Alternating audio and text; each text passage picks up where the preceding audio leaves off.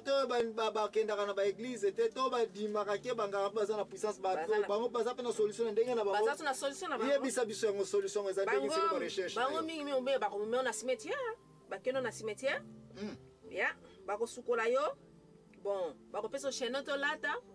bien na luketo na kingo na loboko bonke ba ko sala ba idolatrie nyonso wana pona yo ba cérémonie nyonso wana donc eza bongo. Donc d'après yo ba cérémonie o ndé mutu zali ko sala ete selon ba sorte ya malédiction o ba moneli yo de kolonga après ba cérémonie o n'est-ce pas na o ya kena église mama futa no apesi e banini d'après recherche na yo ndé biloko yango ndé mutu longola ka ba malédiction o de wana penza. Et puis bah ouais bah kepa nganga ba bimpanganza nyonso wana nyonso ba consulter banganga po nganga kanga nzoto po ba malédiction wana nde yango mte ko sala ete malédiction wana ale longwe longwe na tango peso chenette wana lata ba lati ba singa nyonso wana ba kangi nzoto na nyonso mwa ba malédiction wana eyelo so na yo kikoma ko kanga nzoto ya banganga liko ba ete soki nzoto no siko ba kangi yango na ndenge bango ba kangela ka yango ne ba attaque ya ba malchance ba malédiction eko zo susute n'est-ce pas nde yango wana ezali selon culture na bino selon connaissance générale ya population c'est comme ça où mutalongo na malédiction merci mingi bandeko na ngana ba oyo basili koyeba ngai ete ngai l'impresario Joachim Zambwana nazalaka na nga brutal te mpona koconduire émission na ngai oyo ya la vérité. Mais na pesaka mutu nyonso aya na connaissance na ye na opinion na ye na point de vue na ye toko accepter yango. Mais alors nanya ko rejeter opinion ya mutu ngai te mokanda ya Nzambe la vérité nde yango na bandeko na ngai émission na biso esili ko banda awa na mokanda ya Deutéronomie chapitre 28 to bandika na verset 15 tito kosuka na 68. Merci mingi ndeko na ngai lisusu kokene mosika te tango ngai nazali ko se préparer awa pona bongama na mata na train ngai ya la vérité qui est mokanda ya Nzambe pona yeba koma na ko attaquer les situations oyo na ko yeba mpe ba terme o na uti ko yoka awa ya envoûtement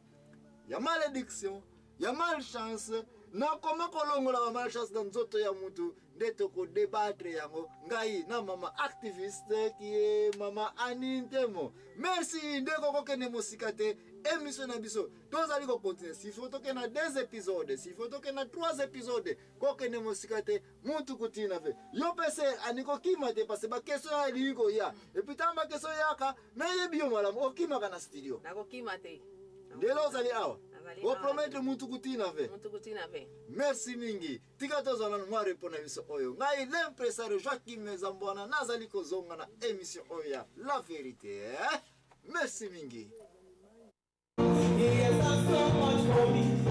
He has taken away my sorrow. Oh glory, hallelujah. He's coming to take me home. He has done so much for me. He has taken away my sorrow. Oh glory, hallelujah. He's coming to take me home. Alive, my Savior is alive. Alive forevermore. Just think of that He's done. And now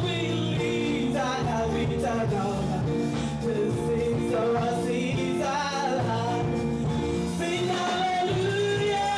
sing hallelujah. My Savior is alive forever. Sing hallelujah, alive. Vérité bandeko na ngai ezali présenté pa na ngai l'impresario Joachim Zambwana pe nazali accompagné na mama l'activiste Mama Ani ye mzali ko répéter minoko ya ba oyo bazangi minoko parce que bozali awa na studio te mais bandeko na ngai pona rappel ba oyo ba ye après Mama Ani si je ni na mosusu yo zali ko développer awa na mpoko ya lelo yo. Bon tozokoro développer sujet ya malédiction malchance na envoûtement. Merci mingi bandeko ba ye retard tozali ko lobela sujet ya malédiction. Mais précisément na kati ya malédiction na yeko yoka suba terme ya sika kuna ya ba envoûtement ya ba malchance ba terme ezali ete biso tango tozali kotanga mokanda ya Nzambe presque tozali kokuta na ngote na prometaki bino ete tango bokozonga après répondre à biso ngai l'impresario Joachim Zambwana na kotante ko développer donc kotante ko répondre mama ani na bakambo autai ko loba était source ya malédiction ezali causé na tango ko découvrir que makambo na vikidi kidi za ko marcheter bandeko merci mingi mais nazali pe ko continuer ko ba bandeko bazali ko continuer ko benga biso awa bazali ko kana ma question ebele zali ko ya tina internet zali ko landa yango mendeko ko banga te to ko répondre ba question oyo après to ko répondre ngona no sikoyo te merci mingi ndeko na ngai nazali ko loba ete to ke ne biso no ko tanga mokanda ya Deutéronomie chapitre 28 to banana 15 tina 68 j'espère que aussi ko tanga yango déjà na Deutéronomie 28 15 ti 68 mama aniyo tango yoko tanga yebisa biso mpe nina wo peza presque tangi wana bon oyo nga na tangi ezoko loba eke tina batu bazali bakozwa ba soki olingi kozwa ba malédiction te fo kotanga Deutéronomie 28 15 tina 68 we sena comme d'habitude oyebi émission na biso ya vérité to lobaka vérité o échoué si bien que na lobaka na okene kotanga mukanda ya Deutéronomie 28 mais na moni connaissance na mon peuple périt par quoi manque de connaissance toujours et j'espère que ndeko yo kuno mto yo otanga mukanda Deutéronomie otangile yango na ndenge mama ani azali ko pesa biso yango te mukanda Deutéronomie 28 précisément na 15 ezali kolobela ba malédiction eloko nini oyo esalaka ete mutu na vie na ye ba makambo ezali ko marche te ya liboso kopusa na mosika na Nzambe otangaki yango na 15 kaka wana mutu titanga pusa ni mosika na Nzambe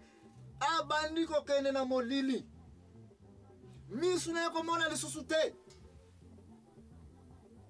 matoi na ye pe komi kokangama mayele na ebe komi ko sila nde yango ozali komona ete malédiction kati na vie ya mutu azali kokanisa ndenge nga na yoki pa mama ani asali ba recherche ete na tango ba makambo ya mutu azali ko marche te nde yango na malchance c'est vrai nde yango na malédiction c'est vrai nde yango na mvutema c'est vrai kasi na yebi na ngai te na mokanda Nzambe elobi nini mais tango tozali ko continuer nazali ko senga attention na yo ya ko comprendre bien que Nzambe na mokanda Deutéronomie 28 a expliqué très bien ba cause nini ba makambo nini mutu akoki sala to akoki zanga kosala oyo kosala ete vie na ye komi kidi les choses ne marchent pas au départ tolobaki yango bien ete soki omoni mutu azali kotambola mokili na ba difficulté ndenge na ndenge sorta malédiction moko ebeti ye malédiction ezalaka toujours na pluriel avec S na suka eliko bate c'est de malédiction ezali ebele malédiction musu ali boso na tula ki mama ani alobaki ezali malédiction génération mama ni encore une fois pesa biso explication ya connaissance de la malédiction génération olobaki lisusu nini bon neti bakoko na bino basalaka makambo moko elengi te sikoyo ba malédiction ezwaki bango na tango bango génération na bango esili oyo kolandama ezokokonte tina 4e génération nyonso ina 4e génération merci mingi ser na ndenge oti koloba ete Nzambe akoki kopinir de première deuxième troisième tina 4e génération ya péché oyo bapara baprovokaki kasi na conclusion na biso tokoyeba soki réellement tina data lelo yo ba malédiction sorta boye ekitaka de papa na bana tina bakoko soki ezali ko continuer ko exister mais okoya komona ete avant de continuer phrase moko to moko na ligne pe ko attirer attention ya o babengi envoûtement chaque fois soko moni mutu azali na envoûtement selon ba recherche na biso sali awa okoya komona ete mutu oyo azali convaincu que ba makambo ezali ko marcher te na vie na ye euti na nani na batu na pembeni autour na ye ya eza bongo ba envier ye ba moni contre succès na ye et puis comme ko luka ya makambo kidi po ye marcher te pourquoi parce que mutu azali convaincu que azali na ba envoûtement azala malchance mais titango mutu okangami na mokanda oyo ya la vérité oyo babengi Biblia